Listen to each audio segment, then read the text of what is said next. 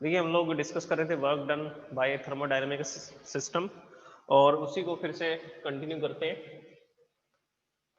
क्योंकि उसमें कुछ बातें बताने वाली रह गई थी। Work done by A thermodynamic system.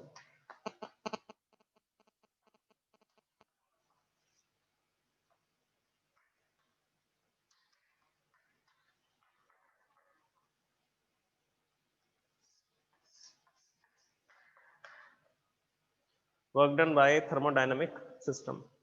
इसमें अभी तक हमने ये देखा था कि वर्क डन को कैसे निकाला जाता है। तो वर्क डन के लिए हमने फॉर्मूला बनाया था pressure into change in volume,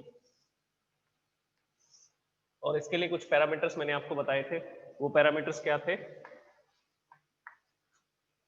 अगर चेंज इन वॉल्यूम पॉजिटिव है तो इसका मतलब है एक्सपेंशन हो रहा है, मतलब वॉल्यूम इंक्रीज हो रही है। Final volume minus initial volume, final volume बड़ी है, इनिशियल वॉल्यूम छोटी है, तो V2 माइनस V1 करेंगे। ये हमने एक एग्जांपल में देखा था कि अगर पिस्टन इस पोजीशन पर है, पहले इस पोजीशन पर है, तो वॉल्यूम है V1, और ये पिस्टन धीरे धीरे ऊपर की तरफ बढ़ता है और इस पोजीशन पे चला जाता है, तो ये गैस इतनी वॉल्यूम को ऑक्यूपाई करती है, तब इसकी वॉल्यूम हो जाती है V2। So final minus initial करेंगे तो वो पॉजिटिव वैल्यू मिलेगी। इसका मतलब है कि क्या हो रहा होगा, एक्सपेंशन हो रहा होगा, और इस केस में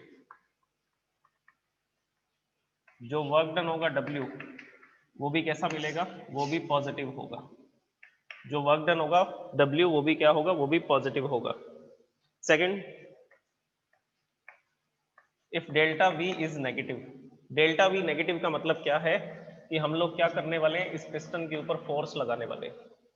तो पहले इसकी इतनी वॉल्यूम थी, this is the complete volume of this gas, this volume is V1।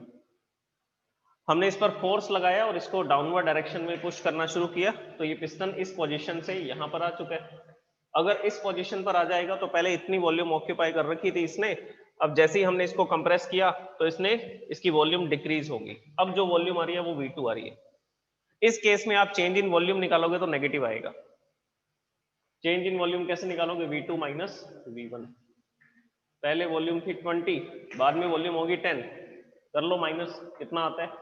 Final volume is 10, initial volume is 20, 10 minus 20 it will be minus 10। तो देखिए क्या आ रहा है, नेगेटिव आ रहा है। तो क्या आएगा ये नेगेटिव आएगा, because final volume is less than the initial volume. जो फाइनल वॉल्यूम है वो कम है, इनिशियल वॉल्यूम जो है वो ज्यादा थी, इसका मतलब वॉल्यूम कम हो रही है। वॉल्यूम कम हो रही है तो मतलब क्या हो रहा है, कंप्रेशन हो रहा है। वॉल्यूम कम हो रही है तो मतलब क्या हो रहा है, कंप्रेशन हो रहा है। और वर्क डन इस केस में कैसा आएगा, नेगेटिव आएगा। वर्क डन इस केस में नेगेटिव आएगा, उसका रीजन ये भी है that we are doing the work on the system. इसका मतलब है work done on the system. दो चीजें हम लोग बोल रहे हैं, on the system and by the system. तो ये है work done on the system, क्योंकि मैंने कंप्रेशन किया, पिस्टन को नीचे लेकर के आया। और जिसमें वर्क पॉजिटिव आ रहा था, इसमें क्या बोला जाएगा, work done by the system. यहां पर वर्क डन किसने किया, यहां पर वर्क डन किया इस सिस्टम ने। Okay, third point. Third point में ये था when change in volume is zero. इसका मतलब वॉल्यूम क्या रहेगी, कांस्टेंट रहेगी। ना तो वॉल्यूम इंक्रीज हो रही है ना डिक्रीज हो रही है। ये पिस्टन वाला कंटेनर ना लेकर के एक क्लोज कंटेनर लिया गया है, तो इसकी वॉल्स ना तो ऐसा फैल रही है ना पास आ रही है, कॉन्ट्रैक्ट हो रही है, तो एक्सपेंशन और कंप्रेशन दोनों ही नहीं हो रहे हैं। तो इसका मतलब वॉल्यूम कांस्टेंट रहेगी, और जब वॉल्यूम कांस्टेंट रहेगी तो चेंज इन वॉल्यूम आएगा जीरो। इनिशियल वॉल्यूम भी 20 थी, फाइनल वॉल्यूम भी 20 है, 20 माइनस 20 जीरो आ जाएगा। सो वर्क डन इज जीरो। इस केस में कोई भी वर्क डन नहीं होगा, ना तो हम सिस्टम पे वर्क कर रहे होंगे और ना ही सिस्टम कोई वर्क कर रहा होगा। तो ये तीन चीजें मैंने आपको बताई थी इस केस में। वर्क डन पॉजिटिव का मतलब है that is work done by the system, कि वर्क कौन कर रहा है, सिस्टम कर रहा है सराउंडिंग पे। ये एक्सपैंड हो रहा है, पिस्टन ऊपर की तरफ जा रहा है, क्योंकि गैस के पार्टिकल आकर के इससे टकरा रहे हैं, कोलाइड कर रहे हैं। तो सिस्टम के पार्टिकल्स वर्क कर रहे हैं ना, अपनी एनर्जी को खर्च करके इस पिस्टन को ऊपर लेकर के जा रहे हैं। सेकंड, जब मैं इस पिस्टन को डाउनवर्ड डायरेक्शन में ऐसा पुश करूंगा तो कंप्रेशन होगा, तो मैं सिस्टम पे वर्क कर रहा हूं, that work done is negative. और अगर वॉल्यूम में चेंज ही नहीं हो रहा, ये हमने कंटेनर लिया, इसकी वॉल्यूम हमेशा कांस्टेंट रहेगी, इसके अंदर जो भी गैस है उसकी वॉल्यूम हमेशा कांस्टेंट रहेगी। अगर वॉल्यूम में चेंज नहीं हो रहे तो वर्क डन 0 होगा। चेंज इन वॉल्यूम 0 होगा, वॉल्यूम कांस्टेंट है तो चेंज इन वॉल्यूम 0 आएगा, चेंज इन वॉल्यूम 0 आएगा तो वर्क डन भी 0 आएगा। डेल्टा वी की वैल्यू 0 लिखेंगे तो वर्क डन की वैल्यू भी क्या हो जाएगी, 0 हो जाएगी। ओके, तो वर्क डन हम इस तरीके से भी कैलकुलेट कर सकते हैं। एक और मेथड सुनिए।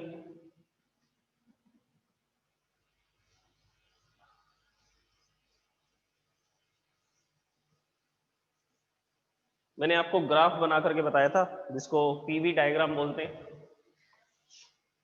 या इंडिकेटर डायग्राम बोलते हैं, तो हम लोग इसके बारे में डिस्कशन कर रहे थे, इंडिकेटर डायग्राम, और you can say that PV diagram, या इसको क्या बोलते हैं, पीवी डायग्राम बोला जाता है। ओके, अब इसमें हमने एक तरफ लिखा था प्रेशर को और एक तरफ लिखा था वॉल्यूम को।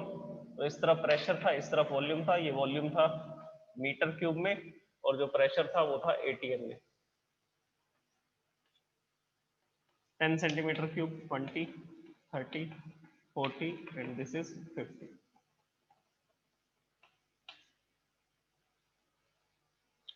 प्रेशर लिखा था 0.5 एटीएम, 0.25 सॉरी, 0.25, 0.50, 1.00, 1.25 एंड 1.50। हम लोग क्या कर रहे हैं, किसी गैस को गर्म कर रहे हैं, गर्म करने पर एक्सपेंशन हो रहा है, पिस्टन अपवर्ड डायरेक्शन में जा रहा है। तो पहले पिस्टन यहां पर था, इसका प्रेशर था 1 एटीएम और वॉल्यूम कितनी है, वॉल्यूम है 10 मीटर क्यूब। तो ये रहा 1 एटीएम और वॉल्यूम कितनी है 10 मीटर क्यूब। ये 10 मीटर क्यूब वॉल्यूम है और 1 एटीएम प्रेशर है। ओके, अब हमने क्या किया, इसको गर्म करना शुरू किया। जैसे जैसे हीट एनर्जी प्रोवाइड करेंगे ये पार्टिकल का मोशन इंक्रीज होगा, मोशन इंक्रीज होगा तो ये फास्ट मूविंग होंगे और फास्ट मूविंग होने से ये हाई वेलोसिटी से जाकर के पिस्टन से टकराएंगे। पिस्टन से टकराएंगे तो पिस्टन किस डायरेक्शन में जाएगा, अपवर्ड डायरेक्शन में जाएगा, वो इस पोजीशन पे आ जाएगा। अब ये गैस एक्सपेंड हो चुकी है, प्रेशर 1 एटीएम ही रहेगा क्योंकि हमने पिस्टन को फ्री छोड़ दिया था। पिस्टन जैसे जैसे ऊपर जाएगा पार्टिकल्स फिर से दूर दूर हो जाएंगे, कॉलिजन में टाइम ज्यादा लगेगा। तो प्रेशर कांस्टेंट रहेगा इस केस में, वॉल्यूम इंक्रीज होगी। वॉल्यूम पहले 10 थी, धीरे धीरे ये बढ़ता गया, फाइनल वॉल्यूम होगी 40। तो प्रेशर 1 एटीएम ही है और वॉल्यूम कितनी हो चुकी है, वॉल्यूम हो चुकी है 40। तो मैंने ये दो पॉइंट्स लिखे थे ए एंड बी और ये एरो भी बनाया था। ये एरो ही हमें बताएगा कि एक्सपेंशन हो रहा है या कंप्रेशन हो रहा है। एक्सपेंशन हो रहा है, इस डायरेक्शन में आगे बढ़ेंगे तो क्या बढ़ रही है, तो आंसर है वॉल्यूम इंक्रीज हो रही है। इस डायरेक्शन में आगे जाएंगे तो क्या इंक्रीज हो रही है, वॉल्यूम। ये वॉल्यूम इस डायरेक्शन में बढ़ रही है, वॉल्यूम इंक्रीज हो रही है तो इसका मतलब एक्सपेंशन है। अब आपको वर्क डन कैलकुलेट करना है। वर्क डन कैलकुलेट करने के लिए हमने इस ग्राफ का एरिया कैलकुलेट किया था, area enclose by the graph. Graph का नेम दे देते हैं ए बी और ये जो पॉइंट है इसको सी लिख देते हैं, ये पॉइंट है इसको डी लिख देते हैं। So work done is calculated by area enclosed by graph, area enclosed by graph. तो यहां पे लिखेंगे वर्क डन, एरिया कैसे निकालेंगे, area of A B C D. एक रेक्टेंगल दिख रहा है हमें, तो फॉर्मूला लगाएंगे L into B. L into B करेंगे तो लेंथ कितनी है, ये लेंथ है ये वाला। यहां पर लिखा हुआ है 1 एटीएम, यहां लिखा हुआ है 0 एटीएम। तो यहां पर है 1 एटीएम और यहां पर है 0 एटीएम, तो कितना डिफरेंस आएगा 1। तो लेंथ आ जाएगी 1 ATM multiply by breath. Initial volume 10 थी, फाइनल वॉल्यूम 40 है, कितना डिफरेंस आ रहा है, ये इसकी ब्रेथ हो गई। C से D तक या D से C तक ये इसकी ब्रेथ है और AD है लेंथ, ये DC है ब्रेथ। ब्रेथ कितनी आएगी 40 माइनस 10, यहां पर लिखा हुआ है 40, यहां पर लिखा हुआ है 10, कितना डिफरेंस है 30 का, तो यहां 30 लिख देते। सो वर्क डन इज 30 जूल। तो यहाँ पर सिस्टम ने कितना वर्क किया, 30 जूल का वर्क किया। वो 30 जूल का वर्क डन आप ग्राफ से भी कैलकुलेट कर सकते हैं, इस फॉर्मूला से भी कैलकुलेट कर सकते हैं। फॉर्मूला से करेंगे तब भी 30 जूल आएगा, ग्राफ से करेंगे तब भी 30 जूल आएगा। Area of the ABCD, area निकाल देंगे ग्राफ का। ओके, एक और तरीका है हमारे पास इसको लिखने का।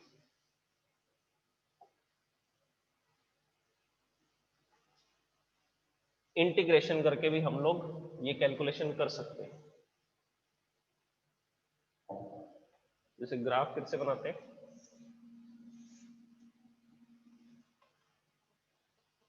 प्रेशर लिखे हमने 0.25, 0.50, 1.00, 1.25 एंड 1.50। ओके, यहाँ पर हमने लिखी थी volume 10 metre cube, 20 metre cube, 30, 40 and last one is 50. This is volume in the meter cube. This is pressure in the ATM. और हमारा ग्राफ था 1 ATM प्रेशर पर, पहले वॉल्यूम थी 10, फिर हमने एक्सपेंशन करवाया हीट एनर्जी देकर के, पिस्टन ऊपर की तरफ गया और यहाँ पर क्या हुआ, एक्सपेंशन हुआ और फाइनल वॉल्यूम क्या हो गई 40। This is the graph. अब अगर एरो इस तरफ लगी हुई है तो एक्सपेंशन हो रहा है, अगर एरो को मैं ऐसे कर दूंगा दिस वन तो क्या होगा, तो आंसर है अब कंप्रेशन होगा। इस केस में हमें क्या लिखना पड़ेगा, इस केस में हमें लिखना पड़ेगा कि यहां पर कंप्रेशन हो रहा है। कैसे पता लगा कंप्रेशन हो रहा है, ग्राफ को देख करके, ग्राफ को देख करके हम समझ गए कि पहले वॉल्यूम 40 थी बी पॉइंट पर, बाद में वॉल्यूम 10 हो गई, तो मतलब कंप्रेशन हो रहा है। ये पिस्टन पहले इस जगह पर था, हमने इसको पुश किया, पुश करके इस पिस्टन को इस पोजीशन पे ले आए, तो मतलब कंप्रेशन किया। कंप्रेशन करेंगे तो एरो इस डायरेक्शन में आएगी, जिसमें हमें पता लगेगा कि वॉल्यूम डिक्रीज हो रही है। वॉल्यूम डिक्रीज हो रही है तो इसका मतलब कंप्रेशन है। वॉल्यूम डिक्रीज हो रही है तभी तो चेंज इन वॉल्यूम नेगेटिव आएगा, कंप्रेशन। तो इस केस में भी वर्क डन निकाल सकते हैं ग्राफ का एरिया कैलकुलेट करके। ओके, हम फिर से एक्सपेंशन का ही एग्जांपल लेकर के चलते हैं, लेकिन अब उसको इंटीग्रेशन की टर्म्स में लिखते हैं। तो वर्क डन ग्राफ पे भी डिपेंड करेगा और उसके पाथ पे भी डिपेंड करेगा, एरिया पे भी डिपेंड करेगा और उसके पाथ पे भी डिपेंड करेगा कि वर्क डन पॉजिटिव आएगा या नेगेटिव आएगा। अगर इस डायरेक्शन में जा रहे हैं तो एक्सपेंशन है, अगर एरो उस डायरेक्शन में होगी डिक्रीज इन वॉल्यूम बताएगा वो, मतलब इस डायरेक्शन में जा रहे हैं तो वॉल्यूम कम होती जा रही है, तो वो कंप्रेशन को बताएगा। तो वर्क डन दो चीजों पे डिपेंड करेगा, वर्क डन दो चीजों पे डिपेंड करेगा, एरिया पे and direction of the graph, graph की डायरेक्शन पे भी डिपेंड करेगा। अच्छा, अब इन बातों को हम लोग यहां पर इंटीग्रेशन की फॉर्म में लिख सकते हैं। जैसे कि जब वॉल्यूम 10 थी, इनिशियल वॉल्यूम मैंने इसको V1 से लिख दिया, जब वॉल्यूम 40 हो गई तो ये वॉल्यूम को हम लोग लिख देते हैं V2 से। This is the final volume, this is the final volume. So initial volume is V1 10 meter cube and final volume is 40 meter cube which is V2। और ये जो प्रेशर है उसको हम किससे लिख रहे हैं, उसको हम P से लिख रहे हैं। तो वर्क डन कैलकुलेट करना है, वर्क डन कैलकुलेट करने का तरीका देखिए। हम सबसे पहले ये लिखेंगे कि let there is a small change in volume, let there is a small change in volume, volume में बहुत कम चेंज हो रहा है, यहां पर लिखता हूं इसको।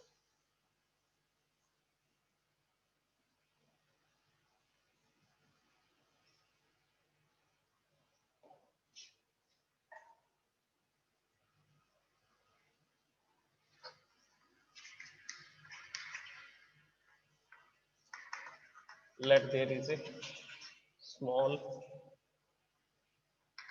change in volume dV, then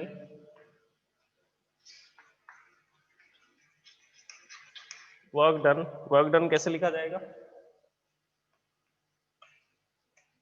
then work done dW is equal to P dot dV, ये फॉर्मूला बन जाएगा। अगर स्मॉल चेंज हो रहा है वॉल्यूम में तो स्मॉल वर्क डन होगा, अगर पिस्टन थोड़ा सा ऊपर जा रहा है, वॉल्यूम में थोड़ा सा चेंज हुआ तो वर्क डन भी बिल्कुल स्मॉल होगा। तो स्मॉल वर्क डन के लिए इसको dW से लिखा जाएगा। और अगर हमें टोटल वर्क डन कैलकुलेट करना है, सो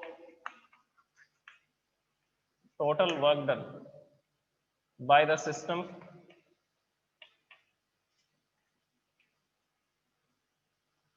from volume V1 to V2। जब उसकी वॉल्यूम V1 थी और बाद में उसकी वॉल्यूम V2 होगी, तब तक हमें वर्क डन कैलकुलेट करना है, मतलब V1 से लेकर के V2 तक का वर्क डन कैलकुलेट करना है। तो टोटल वर्क निकालने के लिए हम लोग इंटीग्रेशन कर देंगे। तो यहां पर इंटीग्रेशन करेंगे, लिमिट लगाएंगे V1 to V2 and dw। ये इंटीग्रेशन है, ये डिफरेंशिएशन है। इंटीग्रेशन डिफरेंशिएशन ये सिंबल कैंसिल हो जाएंगे, तो यहां पर सिर्फ बच जाएगा w। ये नेक्स्ट स्टेटमेंट होगी।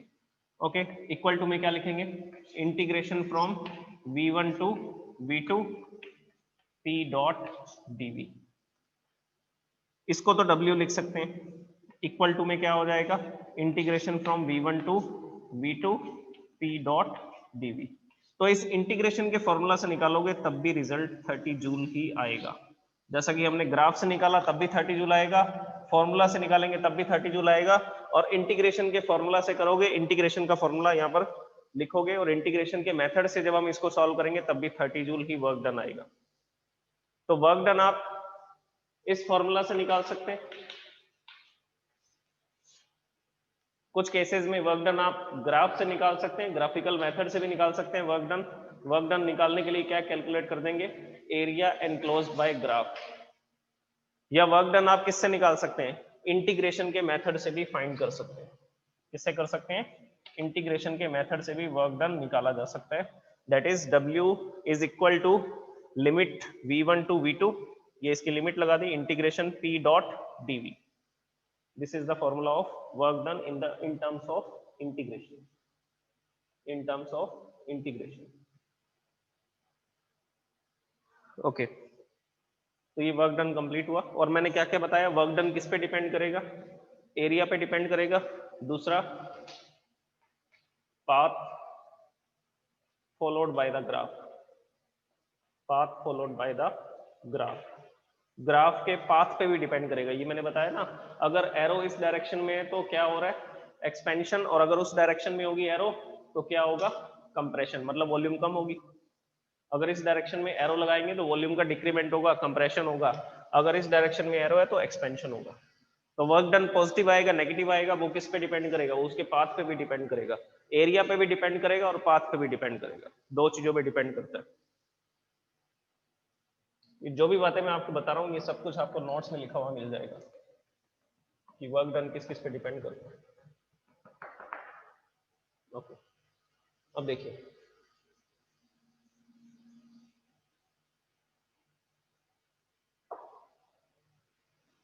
नेक्स्ट हम लोग पढ़ते हैं first law of thermodynamics. Zeroth law तो हमने स्टडी कर लिया था कि अगर फर्स्ट सिस्टम थर्ड सिस्टम के साथ थर्मल इक्विलिब्रियम में होगा और थर्ड सिस्टम सेकंड सिस्टम के साथ थर्मल इक्विलिब्रियम होगा, तो फर्स्ट और थर्ड जो होंगे वो भी आपस में, फर्स्ट और सेकंड सॉरी, वो भी आपस में थर्मल इक्विलिब्रियम में होंगे। ये जीरोथ लॉ थी। अब हम पढ़ेंगे first law of thermodynamics. First law of thermodynamics.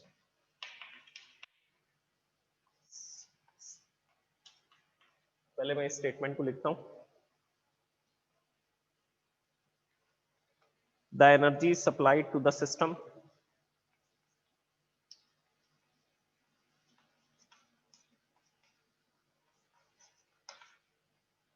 the energy supplied to a system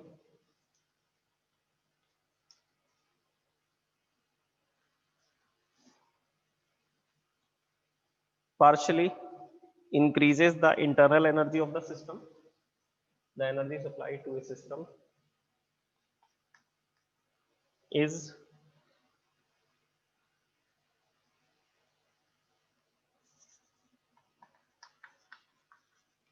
spent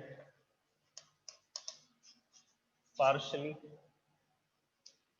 in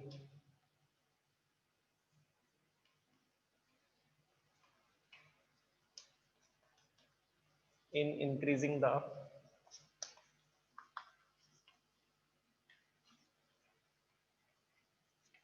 internal energy of the system and remaining part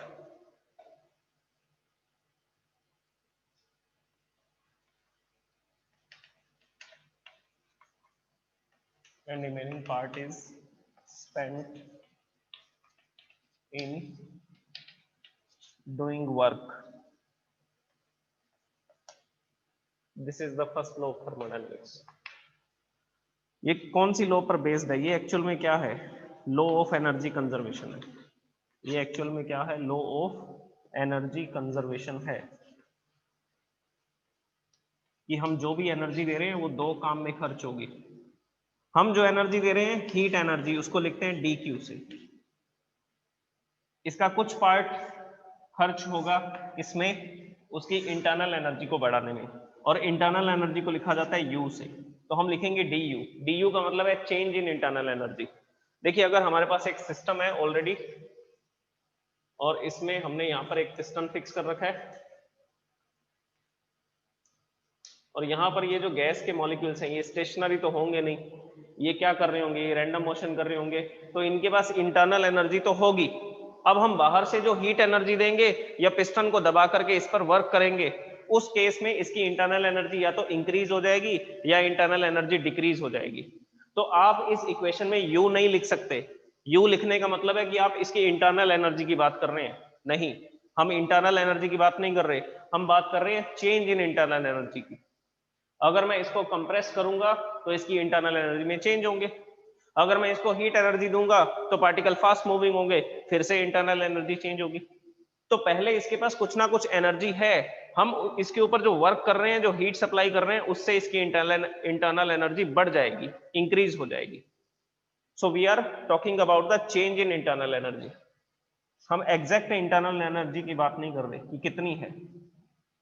next part is spent in doing some work. This is first law of thermodynamics. ये first law of thermodynamics है और पूरे chapter में इसी law को study करना है। जो भी प्रोसेसेस हमें स्टडी करनी है, isobaric, isochoric, isothermal, adiabatic, cyclic process, जो भी प्रोसेसेस हम स्टडी करेंगे वो सारी प्रोसेसेस हम इसी के बेस पे स्टडी करेंगे। DQ is equal to DU plus DW। अब इसका क्या मतलब है उसके बारे में समझिए। एनर्जी कंजर्वेशन हो रहा है, पहले एनर्जी कंजर्वेशन को देखिए। एक एक्सपेरिमेंट से आपको बताता हूं, एक एग्जांपल से मैं आपको एक्सप्लेन करता हूं। ये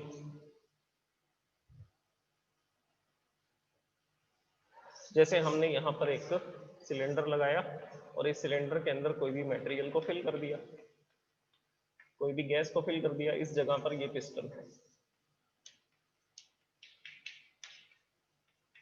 और इसकी वॉल्यूम है V1। पिस्टन को हमने फ्री छोड़ रखा है, फ्री छोड़ रखा है तो मतलब ये ऊपर नीचे किसी भी डायरेक्शन में मूवमेंट कर सकता है। तो यहाँ पर ये पिस्टन इस जगह पर था। ओके, अब इसके बाद हम लोग क्या करने वाले हैं, जस्ट वेट।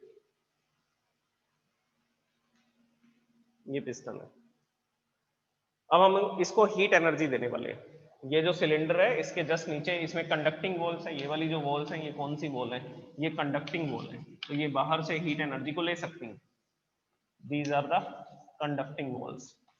तो हमने यहाँ पर एक बर्नर लगाया, बर्नर को स्टार्ट किया और इस सिस्टम को हीट एनर्जी देना शुरू किया। सिस्टम को हीट एनर्जी देना स्टार्ट किया। मान लीजिए मैंने 100 जूल की एनर्जी दी, मैंने इस बर्नर को 10 सेकंड के लिए जलाया, 10 सेकंड तक जला करके रखता हूं तो इस सिस्टम को 100 जूल की हीट एनर्जी ट्रांसफर हो जाती है। इस सिस्टम को 100 जूल की हीट एनर्जी ट्रांसफर हो जाती है। तो मैंने यहां से कितनी हीट एनर्जी दी?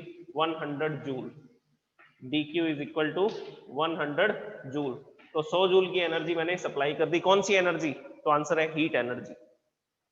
अब देखिए ये हीट एनर्जी सप्लाई करने से क्या होगा, जैसे ही मैं हीट एनर्जी सप्लाई करूंगा तो ये पार्टिकल फास्ट मूविंग हो जाएंगे। ये पार्टिकल फास्ट मूविंग हो जाएंगे तो आंसर है इसके टेम्परेचर में चेंज होगा।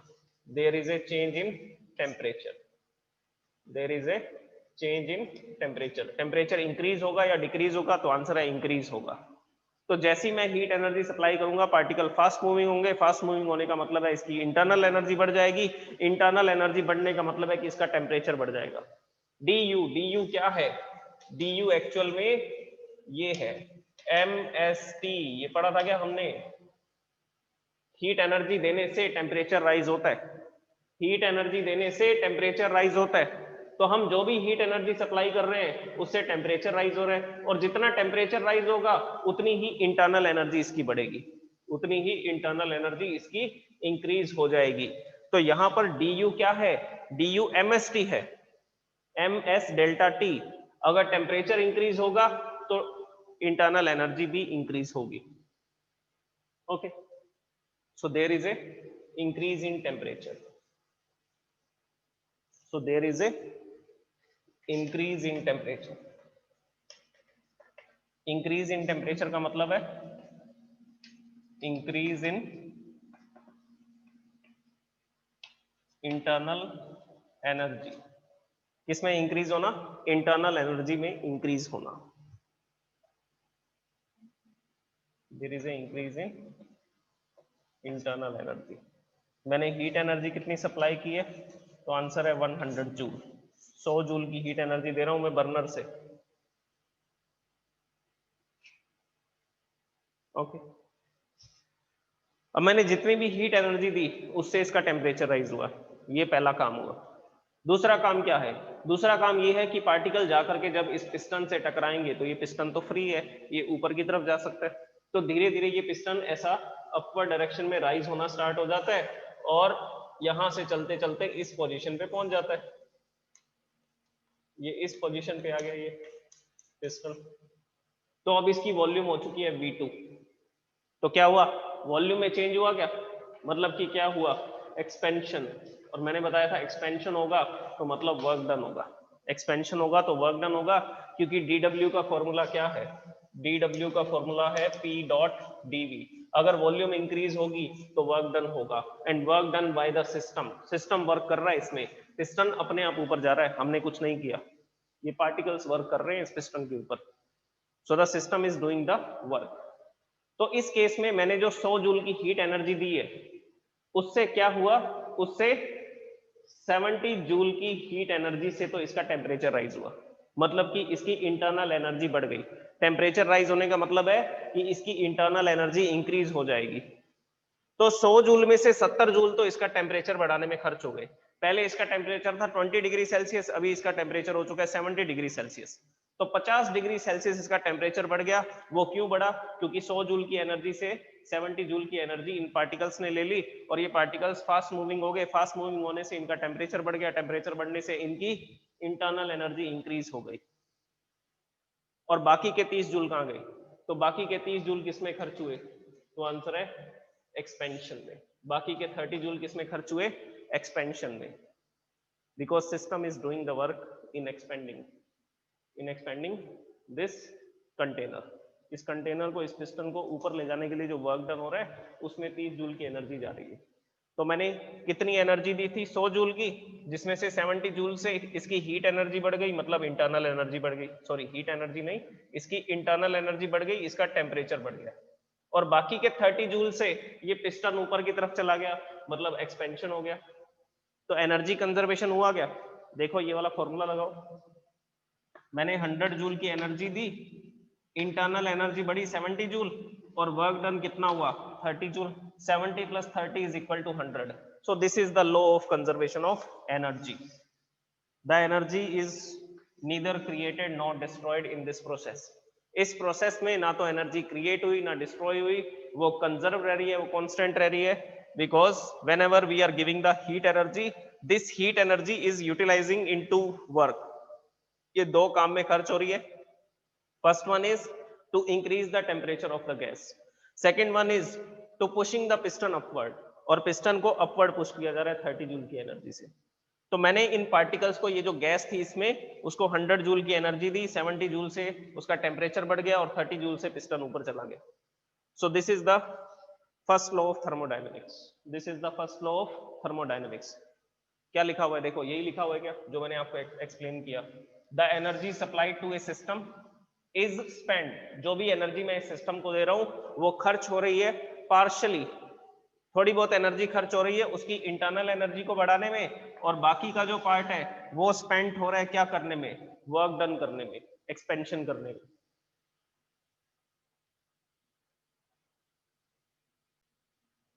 ओके तो अब ये जो फर्स्ट लॉ ऑफ थर्मोडायनेमिक्स है इसके बेसिस पर हम लोग स्टडी करेंगे आगे की प्रोसेसेस को। अब एक फॉर्मूला और देख लीजिए,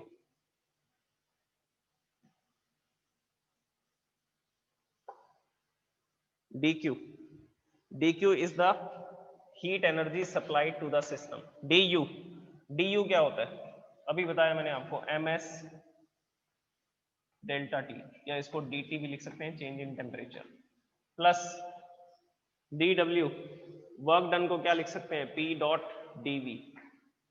तो फर्स्ट लॉ ऑफ थर्मोडायनेमिक्स को ऐसा भी लिखा जा सकता है, जो भी हमने हीट एनर्जी दी उससे टेम्परेचर राइज हुआ, और इस पूरे को हमने क्या लिख दिया, इस पूरे को हमने लिख दिया du, और ये p डॉट dv किसको बताता है, वर्क डन को बताता है। तो आप इसको इस तरह से भी लिख सकते हैं, dq is equal to ms delta t and p dot dv। अगर वॉल्यूम चेंज होगी तो वर्क डन होगा, और अगर टेम्परेचर चेंज होगा, टेम्परेचर इंक्रीज होगा तो इंटरनल एनर्जी बढ़ेगी, अगर टेम्परेचर डिक्रीज होगा तो इंटरनल एनर्जी कम होगी। अब इससे रिलेटेड आएंगे साइन कन्वेंशन, मतलब कि dq को कब पॉजिटिव लिखना है कब नेगेटिव लिखना है, du को कब पॉजिटिव लिखना है कब नेगेटिव लिखना है, dw को कब पॉजिटिव लिखना है कब नेगेटिव लिखना है। इसको तो हम डिस्कस कर चुके हैं कि कब पॉजिटिव लिखेंगे और कब नेगेटिव लिखेंगे। जब सिस्टम वर्क करेगा then work done is positive, और अगर हम सिस्टम पे वर्क करेंगे then work done is negative, is taken to be negative. उसको नेगेटिव लिखना पड़ेगा हमें फॉर्मूला के अंदर। Okay, thank you so much.